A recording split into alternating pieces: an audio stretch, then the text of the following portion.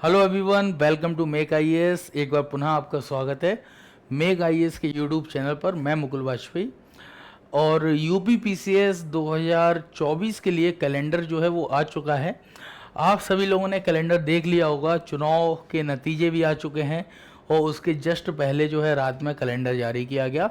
तो कल अगर आप लोग चुनाव के नतीजे में व्यस्त रहे हैं तो आज कैलेंडर देख लीजिए और अब मुझे लगता है कि अपनी पढ़ाई के ऊपर पूरा फोकस शुरू कीजिए करना। तो सबसे पहले आपको पता होगा कि जो 2024 का पेपर है यूपी पीसीएस का, ठीक है, कैलेंडर में अगर हम देखें तो पीटी की उन्होंने डेट दे रखी है जो कि है 27 अक्टूबर। ठीक है, 27 अक्टूबर को पीटी है आपका। मेंस की अगर मैं बात करूं तो मेंस की अभी कोई डेट नहीं निकाली है आयोग के द्वारा, लेकिन जहां तक अनुमान है अगर 27 अक्टूबर को आपका पीटी है तो आपका जो मेंस होना चाहिए वो फेब में ही होना चाहिए। ठीक है, आपका जो मेंस है वो फेब में होना चाहिए और फेब में भी जहां तक अनुमान है या तो मिड फेब में होगा या फिर हो सकता है कि फेब के स्टार्टिंग में हो।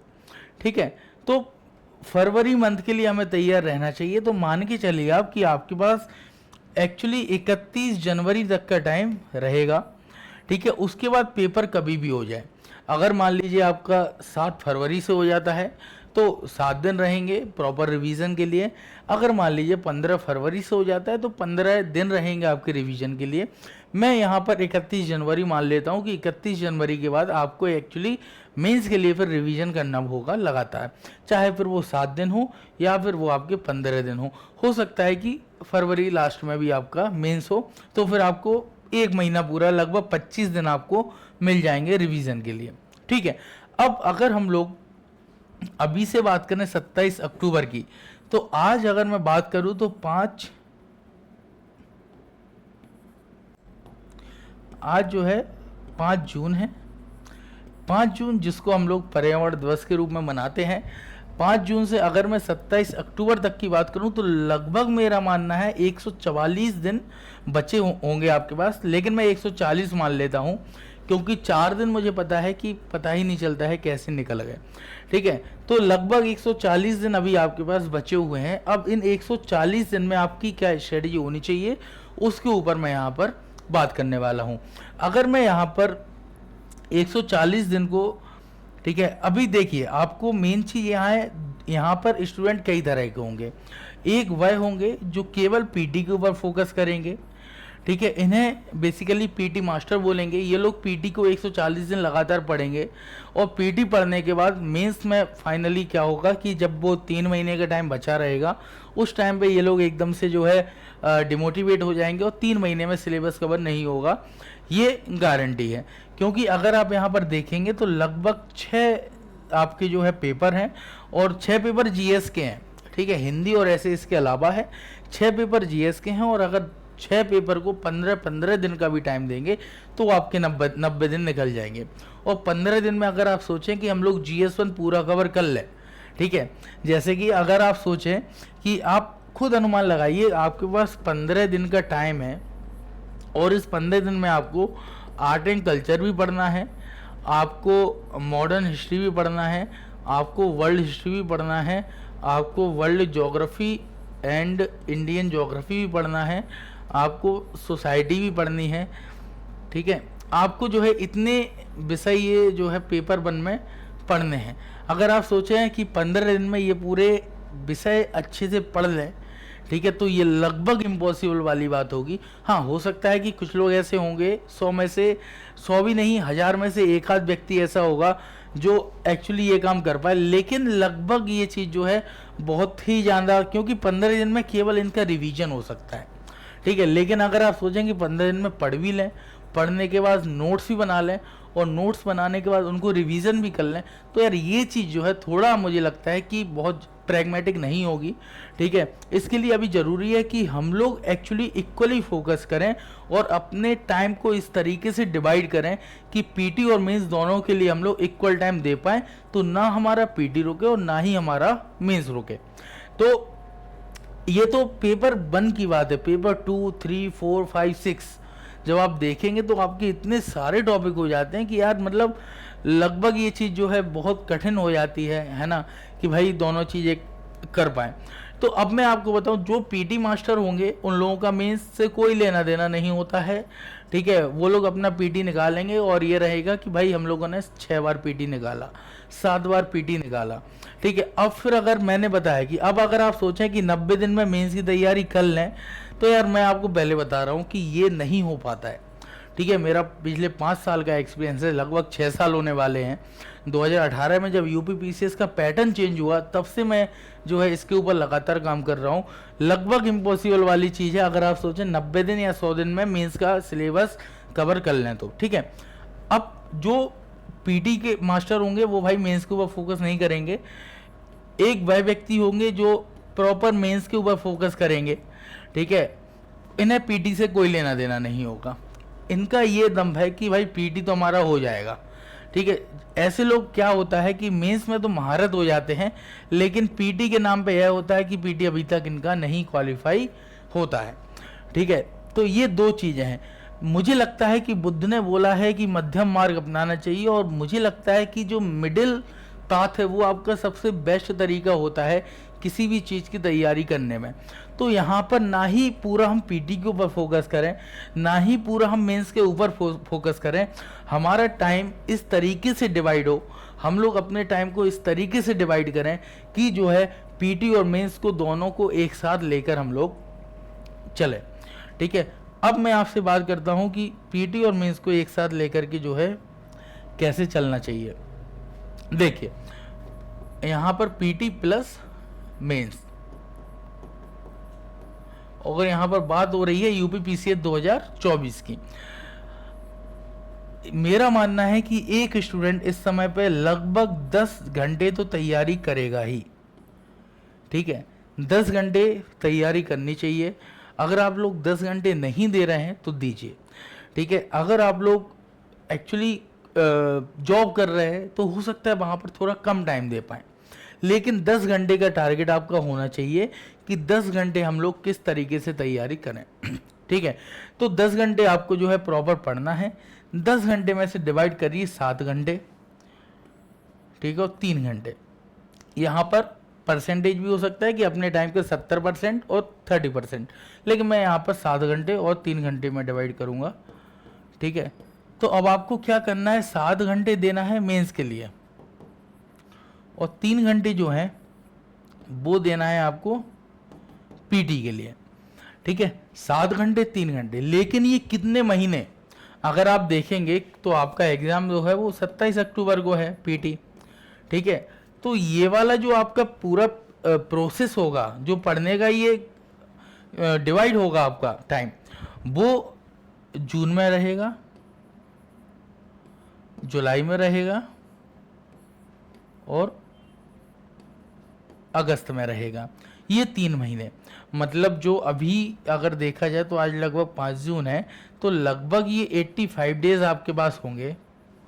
और ये जो 85 डेज हैं, आपको इसमें 7 घंटे और 3 घंटे की जो है तैयारी करनी है कि भाई 7 घंटे मेंस के लिए देना है, 3 घंटे पीटी के लिए देना है, ठीक है। अब ऐसे में होगा क्या, पीटी में आपको वो चीज़ें पढ़नी है जो चीज़ें एक्चुअली आपकी गलत होती हैं, जो चीज़ें आपकी जो आप जो है टॉपिक्स बार बार गलत करते हैं, जो टॉपिक्स आपको रिवाइज नहीं होते हैं, उनके लिए 3 घंटे, और जो मेंस के लिए टाइम है वो तो आपको मेंस के लिए ही देना है।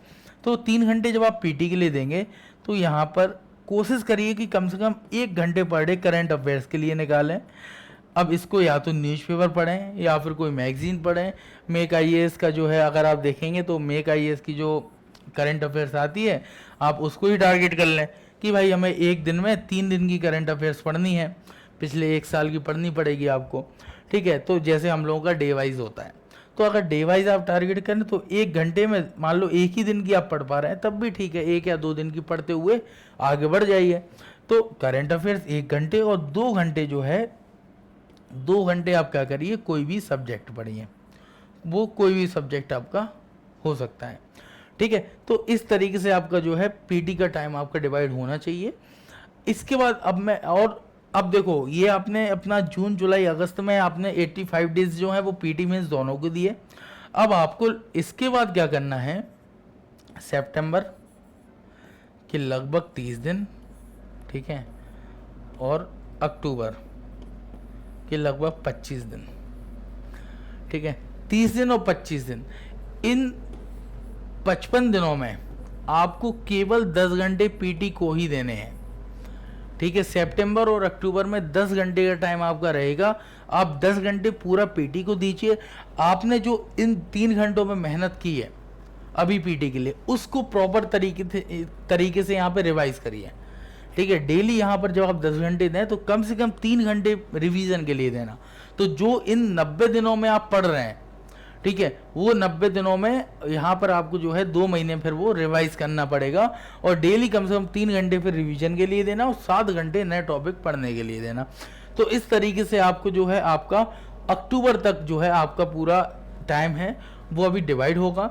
इसके बाद अक्टूबर के बाद जब आप आ जाएंगे तो आपके पास नवंबर, दिसंबर, जनवरी, ये 3 महीने लगभग 90 दिन आपके पास फिर रहेंगे।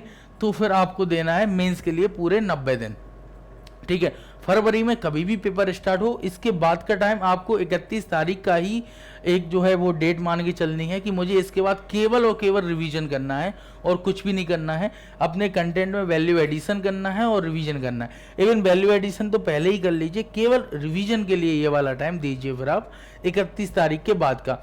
फिर वो पेपर आपका कितनी भी तारीख का हो उससे कोई अपन को मतलब नहीं रहेगा, क्योंकि आप जनवरी तक ही अपनी पूरी तैयारी कर चुके होंगे, ठीक है। तो अब आप देखेंगे 85 दिन यहाँ से निकल रहे हैं और 90 दिन यहाँ से निकल रहे हैं। अब आपके पास 180 दिन बचे हुए हैं लगभग, ठीक है। यहाँ पे 175 ही लिख दे रहे हैं, ठीक है। अब आपके पास जो है 175 डेज जो है बचे हुए हैं मेंस के लिए, ठीक है।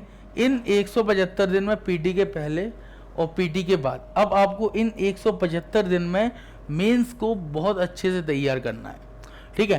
तो ये आपकी जो है एक तो टाइम डिवाइड इस तरीके से होना चाहिए, और मैं कहूँगा ये एक प्रॉपर टाइम टेबल बना के रखिए अपने पास, ठीक है, कि भाई पीटी को सुबह के टाइम पे पढ़ना है, मेंस को फिर दोपहर के टाइम पे पढ़ना है, फिर मेंस को शाम के टाइम पे पढ़ना है।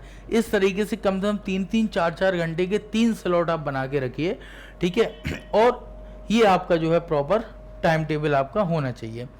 अब जब हमने यहाँ पे बात कर ली है कि भाई इतने दिन, तो अब आपको मेंस के लिए कैसे पढ़ना है और क्या क्या पढ़ना है। मेंस 2024 की अगर मैं बात करूं, है ना, तो मेंस 2024 के लिए अभी आपको 85 दिन पढ़ना है। तो ऐसे में आपका क्या टारगेट होना चाहिए कि पेपर 1 अच्छे से तैयार हो, ठीक है, पेपर 2 अच्छे से तैयार हो और पेपर 3 अच्छे से तैयार हो, ठीक है। इसके बाद आप जो है यहाँ पर पेपर 5 और पेपर 6, ठीक है, ये पेपर आपके बहुत अच्छे से तैयार हों पीटी के पहले, ठीक है। तो अब आपके 85 दिन बचे हुए हैं। 85 दिन को अगर आप 5 पेपर में जो है डिवाइड करेंगे तो लगभग मुझे लग रहा है कि जो है आपका 16-17 दिन आपके निकलेंगे जो है एक पेपर के लिए, ठीक है। तो अब आपको क्या करना है कि 17 दिन में एक पेपर को बहुत अच्छे से जो है तैयार करना है। और यहाँ पर देखो 2 चीज़ें होती हैं। नंबर 1 तो ये है कि भटकाव बहुत होता है कि यार मेंस के लिए कैसे तैयारी करें, कहाँ से पढ़ें, ठीक है, और कितना पढ़ें। ये बहुत ज़्यादा कन्फ्यूजन होता है, पर्टिकुलर अगर मैं बात करूँ मेंस के लिए, ठीक है। तो यहाँ पर आवश्यकता होती है किसी ऐसी चीज़ की जो एक्चुअली आपको लगातार मोटिवेट करे, जो आपको एक प्रॉपर टाइम टेबल दे, ठीक है, जो आपको एक्चुअली आउटपुट बेस्ड तैयारी करवाए। तो यहाँ पर आप जो है कहीं पर भी टेस्ट सीरीज ज्वाइन कर सकते हैं, ठीक है। अगर मैं बात करूँ मेक आईएएस में आप जो है आंसर राइटिंग ज्वाइन कर सकते हैं यहाँ पर, ठीक है। इन पेपर को अच्छे से कवर करने के लिए आप 110 दिन वाला जो है प्रोग्राम ज्वाइन कर लीजिए, MEP 2, ठीक है, MEP 2 प्रोग्राम आप ज्वाइन कर लीजिए 110 दिन वाला। जब आप MEP 2 ज्वाइन कर लेंगे तो आप यहाँ पर देखेंगे कि पेपर 1, 2, 3 और 5, 6 आपका प्रॉपर तरीके से कवर हो जाएगा इस कोर्स के माध्यम से, ठीक है। फिर इस कोर्स के माध्यम से आपका ये पूरा कवर हो जाएगा। यहाँ पर 110 दिन वाली जो डेली आंसर राइटिंग होगी, ठीक है, जो 110 दिन आपकी डेली आंसर राइटिंग चलेगी, जिसमें कि आपको जो है 7 क्वेश्चन पर डे मिलते हैं, अवेलेबल होते हैं। ये 7 क्वेश्चन पर डे आपको मिलेंगे और पीटी के पहले तक मेरा अनुमान है कि कम से कम जो है इसके आप 80 पेपर सॉल्व कर लीजिए, ठीक है। अब 85 डेज हैं, 80 पेपर सॉल्व कर लीजिए, बाद में जो बचे रहेंगे 30 पेपर, ठीक है, वो रिवाइज करिए, इसके बाद फुल लेंथ पेपर लगाइए, ठीक है। ये जो है आपको मेंस के लिए एक्चुअली इतना टाइम देना होगा। बाकी मैं आपको बता रहा हूँ मेंस में कंपटीशन हार्ड है, ठीक है, कंपटीशन एक्चुअली बहुत टफ है। लोग लगातार एफर्ट कर रहे हैं, लोग आंसर राइटिंग कर रहे हैं, लोग वैल्यू एडिशन कर रहे हैं, लोग बहुत अच्छे से प्रेजेंट कर रहे हैं अपने आंसर को। तो वो चीज़ आपको भी करनी पड़ेगी अगर आपने अभी तक नहीं की है तो। अगर कर रहे हैं तो वो बेस्ट है, ठीक है, वो आप सही एक मार्क पे हैं अगर आप वो चीज़ कर रहे हैं। और अगर नहीं कर रहे हैं तो ये सबसे अच्छा तरीका है अभी फ़िलहाल में अपने 85 डेज़ को एक सिस्टमेटिक तरीके से यूटिलाइज करने का। अगर आपको 85 डेज़ को सिस्टमेटिकली यूटिलाइज करना है तो सबसे अच्छा तरीका है MEP 2 ज्वाइन करिए। 110 दिन का प्रोग्राम है, इसमें पेपर 1, 2, 3 और 5, 6 आप कंप्लीट कर लीजिए। इसको कंप्लीट करते ही लगभग आपके 80 पेपर कंप्लीट हो जाएंगे। 85 डेज़ का आपके पास टाइम है अभी, जो कि पीटी मेंस दोनों के लिए देना है। अब आपको इसके लिए क्या करना होगा, ठीक है, जब आपको MEP 2 मिलेगा, ठीक है, जब आप सपोज मान लो आपने MEP 2 प्रोग्राम ज्वाइन कर लिया है, ठीक है, MEP 2 प्लस जिसमें फुल लेंथ पेपर भी है। अब आपने MEP 2 प्लस ज्वाइन कर लिया है तो आपको इसमें जो है मॉडल आंसर अवेलेबल होंगे। नंबर 1 तो क्या करना है, देखिए मॉडल आंसर तो बाद में मैं लिखूंगा यहाँ पे, हाँ देखिए। अब आपको MEP 2 प्लस में देखो 7 क्वेश्चन पर डे आपको लिखना है।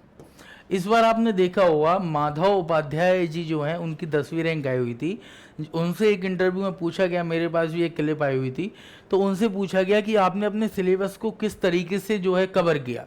तो उन्होंने बताया कि भाई मैंने मेक IAS में MEP प्रोग्राम ज्वाइन किया, उनका जो शेड्यूल था उसके हिसाब से अपने नोट्स बनाए, जो मॉडल आंसर मिला उससे इनरिच किया, उतने में मेरा काम हो गया, ठीक है। तो अब मैं यही चीज़ आपको बता रहा हूँ कि करना क्या है। आपको शेड्यूल मिलेगा, उसमें से 7 टॉपिक मिलेंगे। इन 7 टॉपिक को आपको अच्छे से पढ़ना है पहले तो, ठीक है, पहले इनको जो है अच्छे से पढ़ना है, बहुत अच्छे से स्टडी करनी है। फिर आपको इसको जो है रिवाइज करना है, ठीक है, फिर आपको इसको राइट करना है, लिखना है। फिर जब लिख लेंगे फिर इसके बाद जो है वैल्यू एडिशन करना है, ठीक है, फिर इसको वैल्यू एडिशन करना है। तो क्या करना है, पढ़ना है, रिवाइज करना है, राइट करना है, वैल्यू एडिशन करना है।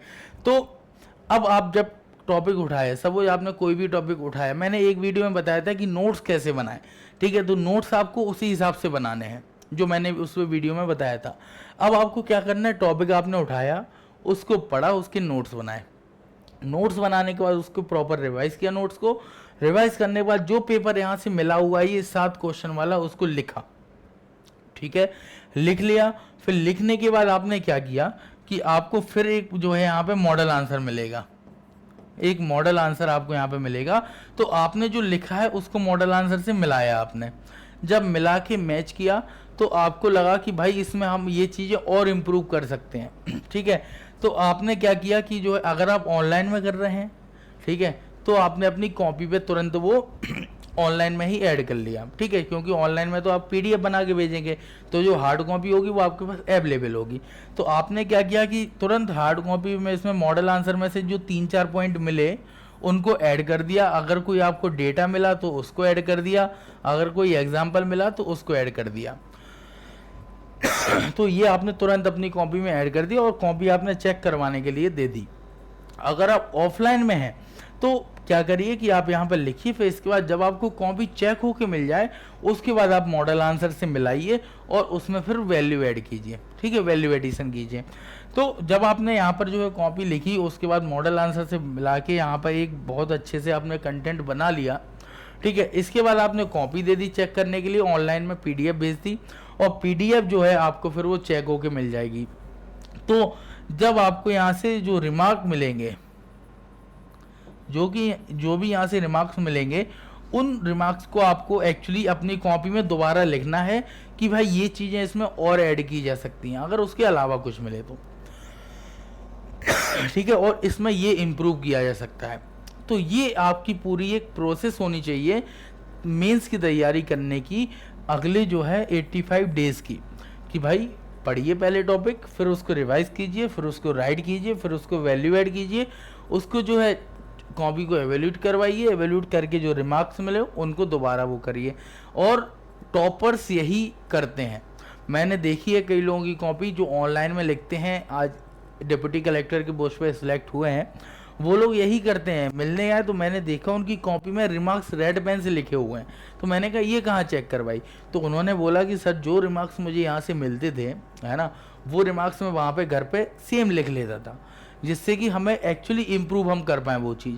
तो यार ये चीज़ आपको करनी पड़ेगी, तभी जो है एक अच्छी रणनीति के साथ, स्ट्रेटजी के साथ मेंस क्वालिफाई हो पाएगा। अगर आप लोग अभी पीटी में बिजी रहेंगे तो इस बात की गारंटी है कि पीटी मास्टर आप बन जाएंगे, लेकिन मेंस बहुत कठिन हो जाएगा। ठीक है, अब यहाँ पर कई लोग ऐसे होंगे जो यूपीपीसीएस और आरओ दोनों साथ में दे रहे होंगे। ठीक है, तो उसके लिए ये सेम चीज़ रहेगी, बस सिर्फ आपको करना ये है कि जब आप मेंस की तैयारी कर रहे होंगे, ठीक है, जब आप मेंस की तैयारी कर रहे होंगे तो उस समय पे भी आप कम से कम 2 से 3 घंटे पीटी के लिए देते रहिए। तो पीटी आपका छूटेगा नहीं, पीटी आपका एक लगातार रूप से चलता रहेगा। 2-3 घंटे आप फैक्ट वही याद कर रहे हैं, तो अब ऐसा तो है नहीं अगर आप एक फैक्ट 10 बार याद करेंगे तो आपको याद हो जाएगा। जब आप बार बार वही फैक्ट याद करेंगे तो गारंटी है कि वो फैक्ट आपको याद हो जाएगा, और इस तरीके से आपका आरओ पीटी भी क्वालिफाई हो जाएगा। ठीक है, यूपीपीसीएस पीटी भी क्वालिफाई हो जाएगा और आरओ मेंस भी क्वालिफाई हो जाएगा। ठीक है, यूपीपीसीएस मेंस भी क्वालिफाई हो जाएगा। आरओ मेंस के ऊपर हम लोग बाद में डिस्कशन कर लेंगे, क्योंकि उसके लिए आपको टाइम मिलेगा। ठीक है, तो ये आपकी जो है आगे 85 डेज़ की स्ट्रेटजी होनी चाहिए। अब इसके बाद हम लोग और वीडियो डिस्कशन करेंगे कि भाई आंसर राइटिंग कैसे करें, है ना, अपना जो है इंट्रो कैसे लिखें, इंट्रो को अच्छा कैसे बनाएं, और मेन बॉडी जो आपकी आंसर राइटिंग की उसको बेहतर कैसे बनाएं, अपने कंटेंट को इनरिच कैसे करें। हालांकि नोट्स वाले वीडियो में मैं ये चीज़ बता चुका हूँ, लेकिन और भी इसके ऊपर हम लोग पूरी एक आंसर राइटिंग की सीरीज बहुत जल्दी लेकर आएंगे, जिसमें पूरे स्टेप वाइज जो है हम आंसर राइटिंग लिखना सिखाएंगे। और आप जो है मेक आइज का कोई भी प्रोग्राम, जो मेक आइज के नंबर हैं, मेक आइज की वेबसाइट है, टेलीग्राम चैनल है, उस पर जाके देख सकते हैं, उसको ज्वाइन कर सकते हैं, और आप भी आज से लिखना शुरू करिए अगर आप लोगों ने अभी तक नहीं लिखा है तो। हम लोग मिलते हैं अगले वीडियो में। बहुत बहुत धन्यवाद, थैंक यू।